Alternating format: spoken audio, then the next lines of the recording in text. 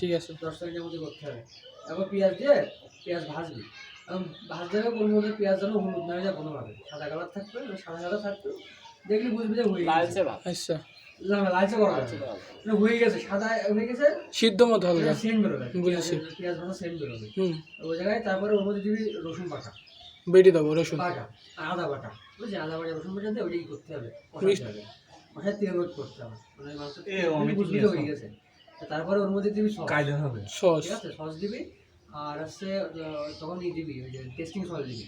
Testing salt ছোটো packet আছে, ছোটো প্যাকেটের হাফ দিবি। আচ্ছা কত টাকা নেবেন 20 টাকা নেয় ছোটো প্যাকেট, ওর হাফ দিবি। আর দিয়ে ওই জন্য পুড়ে না যায়, এ সময় আঁচ একটু কমায় দিতে হবে, ঠিক আছে। এই অবস্থায় যে তখন তো বিরিয়ানি মশলা দিবি না, মানে তেরি মশলা, এবার তারপর মাংস দিবি, দিয়ে মাংস দিয়ে ভালো করে মাখাবি, দিয়ে নাড়াচাড়া করে তারপরে তেরি মশলা দিবি। তেরি মশলা তো দিস মাংস দেওয়ার আগে, পুড়ে যাবে কিন্তু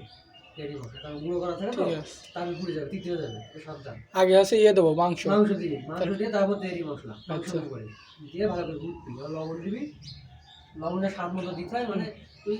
সহজ হিসেবে প্রতি কেজির জন্যই 1 চামচ, বড় যে চামচ আমরা খাই বাড়ি ওই চামচের 1 চামচ, তাও কম বেশি হয়ে যায়, তোরা দেখে দেখে দিবি, ঠিক আছে দিবি টেস্ট করবি, দিবি টেস্ট করবি, এরকম কম হলে সমস্যা নেই, বেশি হলে সমস্যা, আগে মাথায় আচ্ছা ঠিক আছে দিয়ে মনে করছে মাংস রান্না করতে হবে পুরো একদম গোসন্দের মতো, মানে আর কিছু করা লাগবে না, আস্তে আস্তে ঘুটবি, আর পোলট্রির মাংস তো বেশি ঘুটলে কিন্তু ভেন্ট হয়ে যাবে,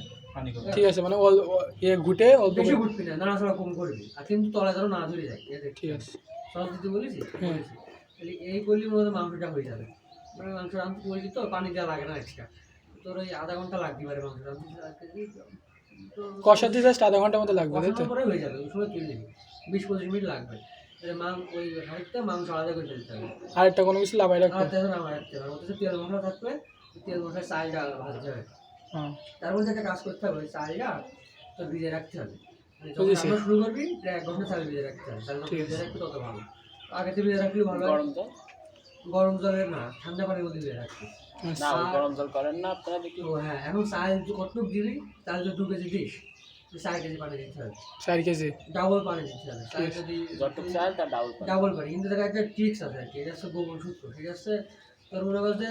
চাল তো 4 কেজি, মনে কর 2 কেজি চাল, 4 কেজি পানি দিতে জায়গায় পানি তো 100 কম দিতে হবে, তাহলে খুব ঝুরঝুরে হবে ভাবটা, আর যদি পানি পুরো ডবল দিস তাহলে গেট হয়ে যাবে, ভাত হয়ে যাবে মেলা, তাহলে একটু কম দেবো তাই তো কারণ কি ঝোলে তো পানি থাকে, ওই ঝোলের পানিতে ওই জিনিসটা আস্তে হয়ে যাবে,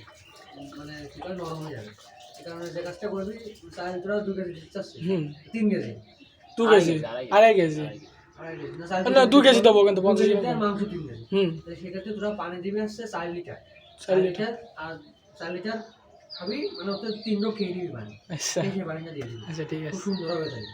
হবে, মানে 4 কেজি একটু কম দেবো তাই তো একটু কম, বেশি কম দিলেও শক্ত যাবে, আচ্ছা, আচ্ছা। একটু কম, মানে 1 ঢোক বা 2 ঢোক মতো কম দিতে ঠিক হবে, আছে মানে 100 টেবিল কম দিতে হবে, দিয়ে মনে করে ঘুরতে হবে,